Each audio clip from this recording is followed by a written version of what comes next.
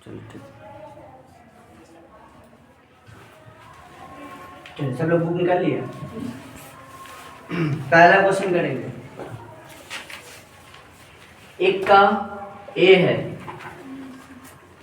ए X square plus B X plus C बराबर 0 के मूल वास्तविक क्या, वास्तविक एवं असमान होंगे यदि, खाली स्थान दिया हुआ है ना, हो। अब एक बात बताइए कि A X square plus B X plus C बराबर 0 के मूल क्या हो, वास्तविक हो, लेकिन असमान कह रहा है। क्या कह रहा है? असमान, है ना।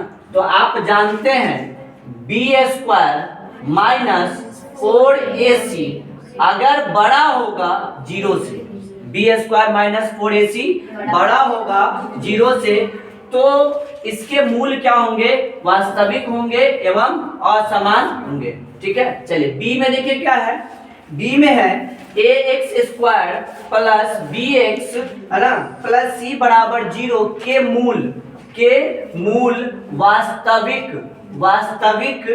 एवं समान क्या, समान होंगे यदि है ना बी स्क्वायर माइनस 4ac खाली स्थान हो। अब बताइए क्या होगा, A X square plus B X plus C बराबर 0 के मूल वास्तविक भी होना चाहिए और समान भी होना चाहिए, वास्तविक भी होना चाहिए और समान भी होना चाहिए। तो ऐसी हालत में बी स्क्वायर माइनस 4ac क्या होगा, बराबर होगा 0 के।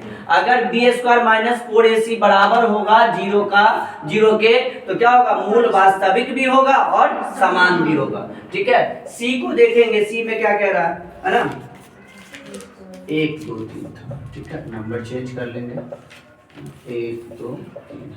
चलिए 3 में क्या है कि A X square plus B X plus C बराबर 0 के मूल, है ना, वास्तविक नहीं होंगे। अब देखिए कल जो हम 3 शर्त लिखा था ना, वही शर्त यहाँ पर भी है, इसीलिए बोले तो 3 शर्तों को क्या कर लीजिए, आप याद कर लीजिए, है ना। A X square plus B X plus C बराबर 0 के मूल क्या होंगे, वास्तविक नहीं होंगे।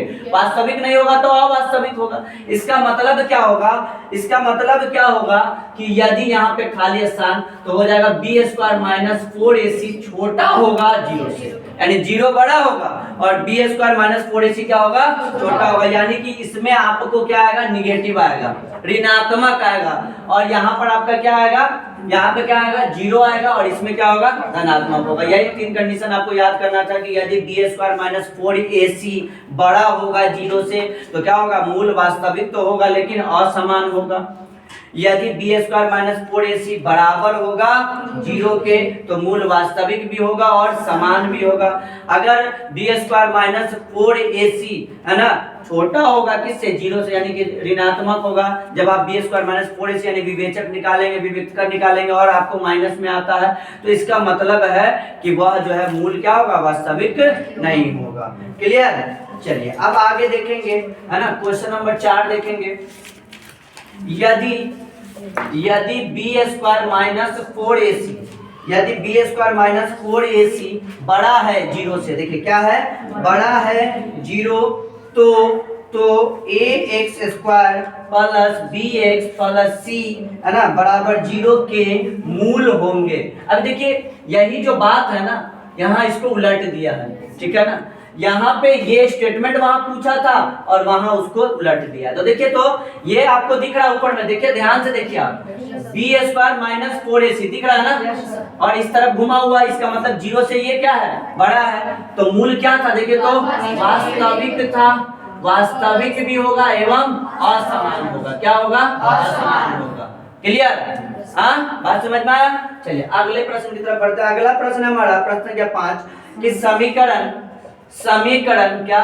समीकरण है ना, A X square plus B X plus C, है ना, बराबर 0 के लिए के लिए B square minus 4ac B square minus 4ac को है ना डैश कहा जाता है। अब बताइए क्या कहा जाता है, आप ही लोग बताइए क्या कहा जाएगा? विवेचक कहा जाएगा या विविक्तकर कहा जाएगा। क्लियर? हाँ, चलिए अगले प्रश्न की तरफ बढ़ेंगे। प्रश्न के 6 में देखेंगे 2 का होगा, प्रश्न क्या खत्म हो गया। 2 का पहला देखिए, कहता समीकरण है ना ax square plus bx plus c बराबर 0 के मूल समान होने के लिए प्रतिबंध है ना लिखिए। यानी कह रहा मूल समान होने के लिए, क्या होने के लिए? मूल समान होने के लिए, यानी कि कह रहा है समीकरण है ना ax square plus bx plus c है ना बराबर 0 के मूल है ना समान होने के लिए, के मूल समान होने के लिए है ना समान होने के लिए। भैया मूल समान कब होगा? मूल समान, तो यहाँ पे हम लिखेंगे मूल समान के लिए, मूल समान के लिए क्या होता है? तो बी स्क्वायर माइनस 4ac बराबर होगा किसके? 0। यहाँ तक किसी को कोई दिक्कत हुआ? नहीं ना। चलिए अब उसके बाद प्रश्न के 2 का 2 देखेंगे। समीकरण ax स्क्वायर प्लस bx है ना ax स्क्वायर है ना ax स्क्वायर प्लस bx है ना